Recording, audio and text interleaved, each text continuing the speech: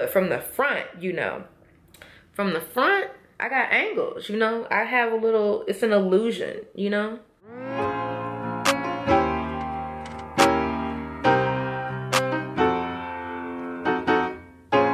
What's up everybody, it's Strange Hues and welcome back to my channel. If you're new, welcome, and if you're a returning subscriber, thank you for coming back. I appreciate you. Today, I want to talk to you guys about the pros and the cons of interlocks. Now I say cons in quotations like that because for me, para mí, interlocks was the best decision I could have ever made for my hair, me personally, myself. But let's get right into it. So I have 5 pros and 5 cons for interlocks. The first pro is that I myself like to wet my hair, and you can wet your hair anytime you want without the fear of frizz if you have interlocks. Now I don't mean sister locks, brother locks, micro locks. Those are still like susceptible to slippage, but with interlocks, because they're like thicker and they're bigger, for me, I have no problem wetting my hair whenever I want to. I'll jump in anybody's pool whenever. Unfortunately, I can't do that right now, so sad. I like to wash my hair frequently as well. I like to wash my hair every 2 weeks, kind of like I was back when I was at least relaxed or natural. Like, I like washing my hair often, so that is a pro. The first con is definitely the time-consuming maintenance of interlocking. I definitely spend 4 hours in the mirror every 2 months retying my hair, but I think it's completely worth it. But it does take a minute. I do have to get my setup together. I have to have my show ready. I have to be full. I have to be stretched out and like loose because my body is gonna be tense in the way that I retie my hair. So yeah, it's a whole thing, it's a whole event, it's a whole day, but it's only once every 8 to 10 weeks for me. So it's still a con though, you know. Pro number 2, less products. So the first reason I even wanted to lock my hair is because I wanted to spend less time, money, and energy in what? My hair. So that means I get to use less products. My hair does not mesh well with gel anyway. So all I use to retie my hair is aloe vera, like I showed y'all in my maintenance video, and you know, shampoo, conditioner, oil. But aloe vera is the only additional product I use. Not to mention just a little bit of edge control every now and then, just if I wanna, you know, if I wanna. I still have some of my natural hair products like leave-in conditioners and things like that, but I don't have any masks and gels and jellies and curly creams. I don't, you know, it's just less products. Same thing with locks. You know, you don't have to use as many products with regular locks or locks, period. So the second con to interlocking for all types of locks that are interlocked, including sister locks, brother locks, and micro locks, is that it can get expensive if you don't know how to do your own maintenance. When I was doing my research between the choice of traditional locks and sister locks, when I was considering them, I saw on average that sister locks were just a little bit more expensive, and interlocking itself is a time-consuming process and you have to pay people for their time.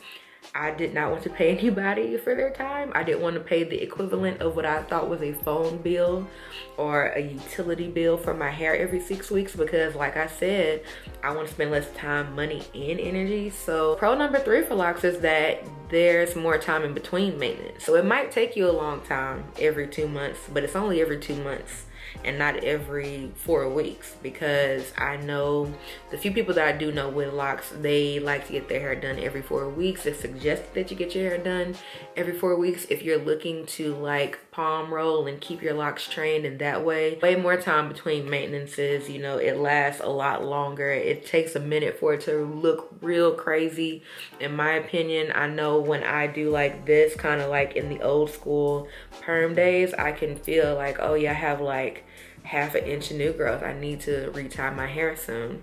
So definitely more time in between maintenances is a pro. The third con would definitely be the potential of damaging your locks. If you're doing your own locks, or even if someone else is doing your locks, there's potential for tension and breakage, slippage, and creating holes in your locks if you're doing them incorrectly or someone's doing them incorrectly, and that'll create a weakness in your lock and they'll just break. I haven't had one break on me, but I did incorrectly interlock one time. Just one time I learned my lesson, because it was a perimeter lock and it took 15 to 30 minutes to undo that interlock, and it was so frustrating. But I knew if I didn't take care of it, then it would just create a big problem, because it was one of the front perimeter locks. I couldn't just let it go like that. So that can be something that you experience if someone else is doing your hair incorrectly or if you're doing your hair incorrectly. So it's important that you are patient and concise and have precision when you're doing your own interlocks, and that anyone that you have in your head doing your interlocks for you is a professional, know what they're doing, and not gonna leave you jacked up. So the fourth pro of interlocks is definitely the more compact look. I think thick locks are gorgeous and beautiful, but my hair would not do that. Like, I know my hair wasn't having that. It wouldn't even look at me like, girl, I'm not doing that. So if you have fine or thin hair and you still want to have locks, you could definitely have interlocks because they're kind of lightweight. They're very, you know, and some people with thick hair still interlock and come out with this beautiful, like, round fro lock type situation, you know? And it's just like, dang, your hair is so gorgeous. It's so dense, it's so thick. But when you have fine hair and you have low density hair, it just is not gonna look like that, and it's okay. So I have a lot of fine strands, but I don't have very thick hair, so I couldn't achieve the thick locks that, you know, a lot of people want when they're looking to lock their hair. And that kind of leads me into the cons. Your hair is not going to be super duper thick and like luscious like the people with like fro locks if your hair is not naturally thick, you know? So if you're interlocking, unless you're interlocking with very small numbers, like 50 locks, then your hair is probably gonna be small. It's probably gonna be fine like this. You're probably not gonna achieve the thick, voluminous locks that we see that inspire us to lock our hair in the first place. Because when I saw locks, I saw thick locks. But once I got to know what my hair was gonna do, I was like, all right, so we'll adjust. We'll manage our expectations. We'll do something that fits us more. And you can see that it doesn't really have any volume from the side and the back, but from the front, you know, from the front, I got angles, you know, I have a little, it's an illusion, you know.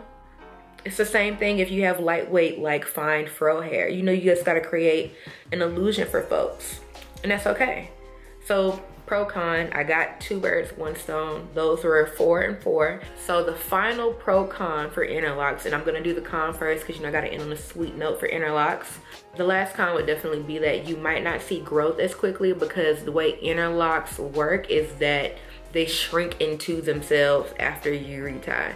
So your lock is gonna look almost the same length for a long time. Like my hair is kind of having like a sprout moment, so it looks really long now, but between month 7 and like 10, I was just like, well, what's happening? Is it growing or not? And I wasn't really pressed. I was just like, it looks the same.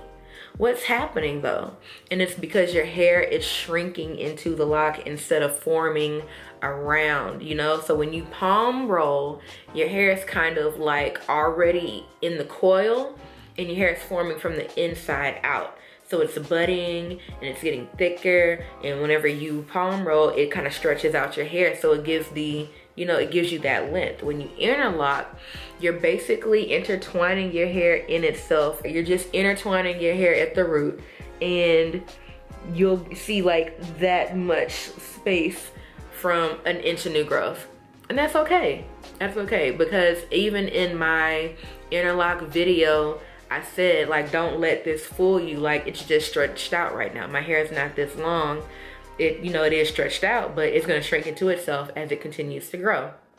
So I don't necessarily think it's a con, but for people who are really interested in length, you know, length comes with time with interlocks. It's not kind of like the transformations you see with traditional locks, and that's because they're stretching and rolling and the budding is happening on the inside, and yours is happening from the outside. Like, your lock is already there, so your hair has to grow around that, and it has to shrink within itself. So the final pro for interlocks is that they are good for all hair types, whether you have a wavy curl or a kinky coil.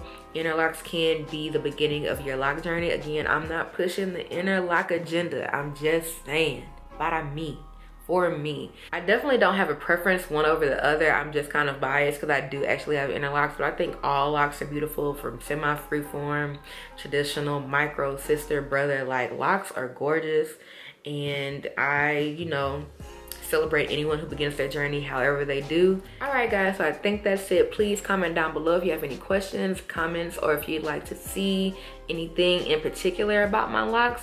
Thanks for watching this video. Please like and subscribe for more content like this, and I'll see you next time. Peace.